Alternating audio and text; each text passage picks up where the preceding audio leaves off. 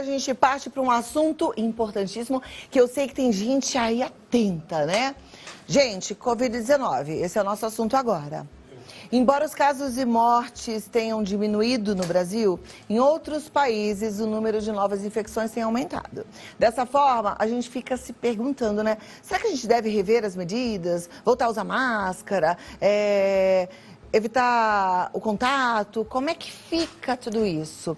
Então, eu pedi para a produção buscar um médico que estivesse bem a par de todos esses assuntos para nos ajudar. E a gente recebe agora ele que é neurocirurgião do Corpo Clínico dos Hospitais Sírio-Libanês e Beneficência Portuguesa, Dr. Júlio Pereira. Seja muito bem-vindo. Muito bom te receber, viu?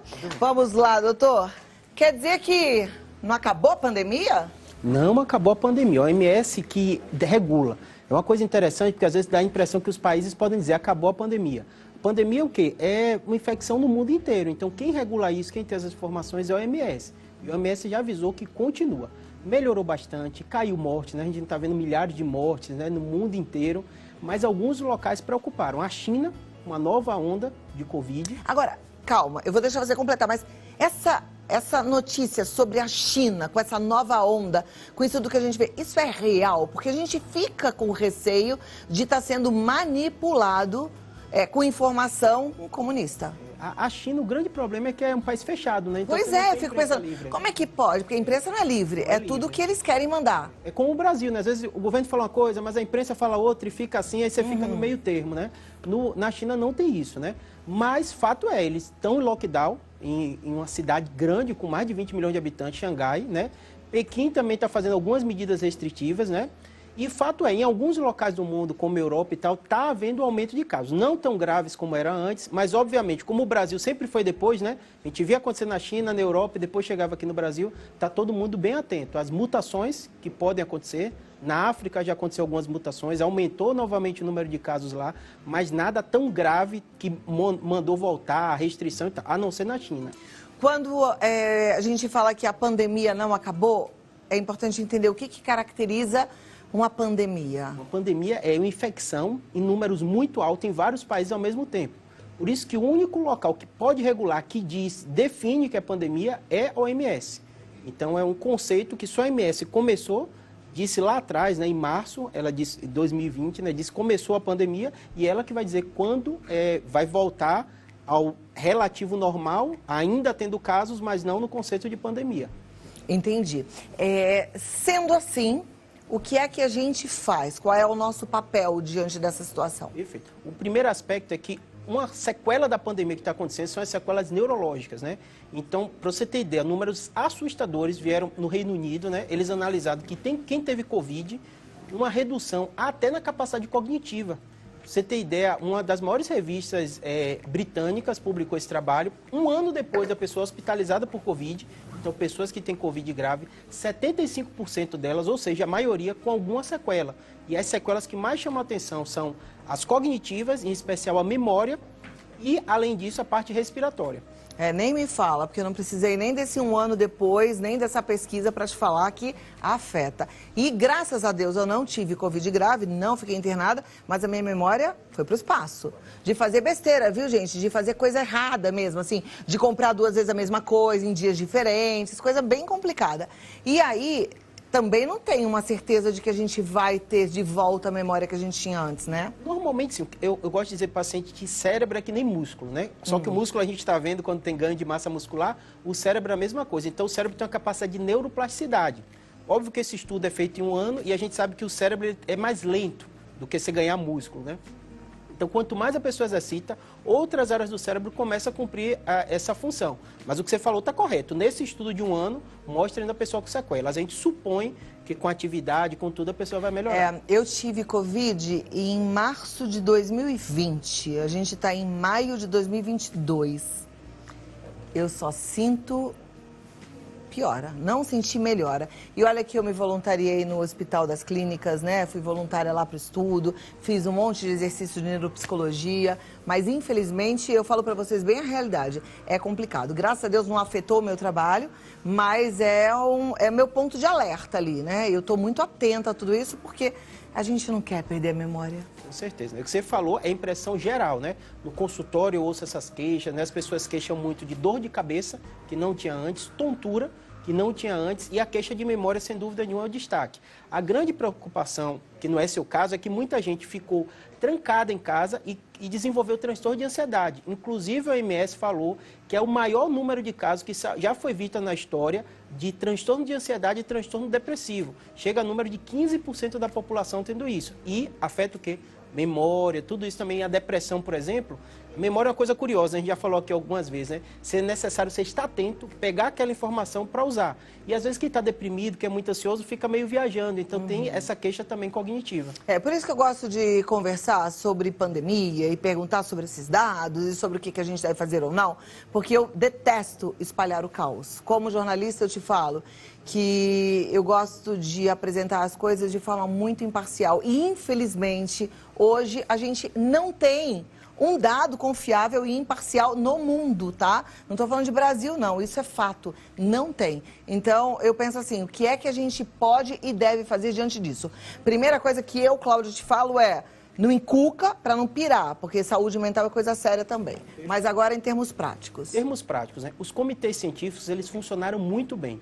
Como você falou, a desconfiança por ser algo novo, então a própria medicina, a própria ciência ficou meio confusa. Eu trabalho em hospital, você está trabalhando, de repente, agora usa máscara. A que tipo de máscara? Então isso aconteceu no mundo inteiro, não é uma falha específica, né? Mas o fato é, as vacinas reduziram muito os casos, não há motivo de desespero. Muita gente questionou retirada de máscara. Eu falo, em hospital ainda continua usando porque é a regra, né? Mas de modo geral não teve grande aumento de casos com a retirada de máscara, inclusive em ambiente fechado, mas a gente vai ter que ficar o tempo todo monitorando. Gente, até porque, vamos ser bem sinceros, eu tô vendo uma mocinha ali de máscara, uma máscara de pano não é eficiente. É fato, é comprovado. A gente já fez inúmeras matérias aqui. Uma máscara descartável não é para ser usada de novo. E tem gente que tem máscara descartável pendurada no câmbio do carro e fica usando aquele negócio que está ali muito mais cheio de sujeira, de bactérias, de vírus, de tudo, do que você pode imaginar. Tem que prestar atenção nesses detalhes. A gente tem que tomar muito cuidado para a gente também não ser hipócrita, porque a gente foi chamado para ser de verdade, né? Então, assim, estou usando máscara, mas qual é a intenção? Porque, assim, a máscara de pano está provado que não é o ideal. Não, outra coisa interessante, não ajuda. Desculpe, é que não é só no Brasil. O mundo todo retirou. Então, os Estados Unidos, FDA, CDC, a EMA da União Europeia. Então, assim, a retirada de máscara, o Brasil foi até conservador, retirou no momento certo, né? Fato é que tem a decisão individual. Tem pessoas que estão ansiosas. Eu tenho um paciente que fala isso: Júlio, se eu não botar máscara, eu fico em pânico. Eu fico ansioso. Eu falo, mal não vai fazer você utilizar aquilo, né? É bom a gente usar máscara quando a gente não está com vontade de passar um batonzinho. Agora, outra coisa interessante... Não, mas olha, uma coisa que eu te falo, que isso a gente aprende muito com os orientais, e principalmente quando a gente viaja, né? Todos eles, gente, no primeiro espirro, assim, para um resfriado, eles colocam máscara. Isso eu acho que a gente deveria fazer. Estou me sentindo resfriada hoje? Máscara. Mas máscara, do jeito que a gente já ensinou aqui, descartável. Não é um absurdo de caro, dá para comprar. E assim, usou, jogou fora. A não ser a N95, que dura 15 dias, arejada no local adequado. E aí a gente... E usar também, assim, colocar do jeito certo, sem contato com as mãos, né? E outra coisa curiosa, que é como você falou dos orientais, muita coisa aqui vai ficar, por exemplo, ambiente de hospital emergência. A gente não usava, né? E realmente as pessoas estão gripadas ali, claro. Você se protege, né? Outra coisa que você falou, a educação de você estar gripado, você está tossindo, coloca uma máscara, você vai proteger as pessoas ao redor, dá uma segurança maior, né? E a outra coisa vai ser os ambientes, né? Avião, será, né? Às vezes são viagens longas, as pessoas estão em ambiente fechado ali, respirando o mesmo ar, né? A questão do hospital também. Eu acredito que muitas dessas coisas vieram para ficar. O paciente que está no pronto-socorro vai levar o filho porque torceu o pé, está todo mundo espirrando ali, ele coloca uma máscara, dá uma proteção, né? É uma proteção, né? Então isso é importante da gente fazer e se conscientizar. Você falou de avião, de ambientes fechados, eu me lembrei de academia de ginástica, né? Eu vou aproveitar que a gente está falando sobre Covid-19, porque na academia de ginástica eu li inúmeras matérias e até artigo científico falando da necessidade da gente fazer a troca correta de oxigênio, né? E quando a gente está fazendo exercício, isso é inevitável, é imprescindível para a nossa saúde e bem-estar. Então a gente vai lá para fazer exercício e muitas vezes de máscara não tem essa troca correta, né? Sem dúvida. Eu falo com todo mundo assim, a informação veio de vez. Então as pessoas aprenderam imunologia, máscara ninguém sabia como usar, né? E formou uma série de confusões. O que eu costumo sugerir às pessoas é seguir os comitês científicos. Então se hoje não há necessidade de utilização de máscara, não tem por que você individualmente querer criar um novo consenso. Ah, Júlia, a ciência é perfeita? Não, a ciência muda o tempo inteiro, né? As vacinas, elas vão mudando, teve uma série de problemas com vacinas específicas que se retirou. Então a ciência é dinâmica. A verdade que eu falo hoje, pode ser que daqui a 15 dias não seja. A gente tem que aprender a lidar com isso. Não existe um estabelecimento de uma verdade universal na ciência, né? E como você falou da máscara. Se você vai correr, você vai fazer uma atividade física, você vai fazer uma coisa, já está consenso que não há necessidade de utilizar. É importante a gente entender que a nossa saúde ela é integral, né? Não dá para a gente se preocupar com a entrada de um vírus e esquecer da entrada de uma doença que pode afetar o nosso coração, o nosso sistema respiratório como um todo, a nossa mente, né? As nossas emoções. A gente tem que pensar no todo sempre e buscar a melhor solução. Doutor Júlio, eu tenho agora dúvidas sobre vacina. Perfeito. Eu sou super a favor da vacina, já tomei 3 doses, estou pronta para quando puder tomar a próxima, mas tem gente que tem medo, tem gente que tem dúvida. E outro dia eu perguntei isso para um médico e a gente não teve a resposta, até alguns telespectadores ficaram frustrados e comentaram comigo, falaram, puxa vida, ele não respondeu. Então, a batata quente está na sua mão, eu quero que você responda, tá? Em nome da ciência. Com certeza. Agora é assim, né, gente? Em nome da ciência, porque, caramba, agora a gente fala de uma coisa, fala de outra e todo mundo politiza tudo. Coisa chata isso. Doutor Júlio Pereira, tomou vacina? Claro, foi um dos primeiros. Outubro de 2020 eu entrei no protocolo de pesquisa. Que beleza. Lá no Hospital Sírio eles tiveram protocolo. Você já tomou quantas doses? Já tomei todo, tá completo o meu calendário. Tá completo o calendário, coisa boa. Tem gente com dúvida, tem idosos me perguntando, chegando aqui no meu Instagram todo dia, será que eu tomo a 4ª dose? Será que eu tomo a 4ª dose? Excelente pergunta. O que acontece? No mundo inteiro está acontecendo. No meu consultório de neurocirurgia, as pessoas só perguntam isso. Ela tem um tumor cerebral e está preocupado com a vacina. Eu falo, tem riscos diferentes, né? A vacina, o que aconteceu? Realmente foi algo novo. E muita informação foi dada depois dela já estar em atividade. Então, todo mundo falava que era 2 doses, depois veio a 3ª e depois veio a 4ª. O que as pessoas têm que entender é que tudo isso é muito baseado em informação científica. Se percebeu que depois da vacinação, você tem 6 meses com a cobertura adequada, depois começa a cair anticorpos. E aí essas doses de reforço são necessárias. A OMS e o mundo inteiro tem falado que as doses, a 4ª dose para a população idosa e para imunodeprimido. Muito provavelmente todo mundo vai tomar depois que passar esse período. E deve tomar. Deve tomar. Eu costumo falar o seguinte, como eu sou neurocirurgião, eu lido com risco o tempo inteiro. Então, quando a pessoa tem um tumor, ela fica preocupada. Júlio, pode ter risco? Pode. Acontece 2, 3%. Tem hemorragia, tem infecção. Então, é coisa estatística. Nosso cérebro ele não foi preparado para a gente entender estatística. Mas quando você percebe que você vê o número caindo por causa da vacinação, você vê a taxa de efeito adverso, o que acontece com a vacina é baixíssima. São milhões de doses para você ter algum tipo de intercorrência. Não há dúvida que tem que se vacinar. E tomar as vacinas que forem necessárias. Isso é legal, essa transparência também, assim, de intercorrência. Ah, eu ouvi dizer que uma pessoa lá morreu. Pode acontecer, mas na proporção, é mínimo. Estatisticamente falando, é uma proporção muito pequena, né? Então, é aquela história, viver é um risco, mas você prefere desistir da vida de uma vez por todas ou arriscar um pouquinho, né? E é muito pouquinho, porque na verdade não tem um risco que a gente possa considerar. Eu dou o exemplo seguinte, do avião. Quando cai um avião é um transtorno tão grande na imprensa e tal, que você tem a sensação que está caindo no avião o tempo inteiro, né? Sim. Com a vacina teve o seguinte problema, com o WhatsApp, com a internet, muita mentira foi enviada. Também. Você tem ideia, o Ministério da Saúde anunciou agora que não teve uma intercorrência grave de morte com criança. Olha lá. Quantas mensagens todo mundo recebeu? Todo mundo recebeu. Todo dia. E o Ministério pesquisou, analisou mais de 40 crianças e nenhuma foi confirmada. A criança podia ter outra doença e como todo mundo se vacinou, ela estava vacinada também. Então, do adulto teve tromboses, que parou de vacinar gestantes, né? com a AstraZeneca, né? E casos, algumas pessoas tiveram, mas foram casos da ordem de 1 a 2 casos para 1 milhão de pessoas vacinadas.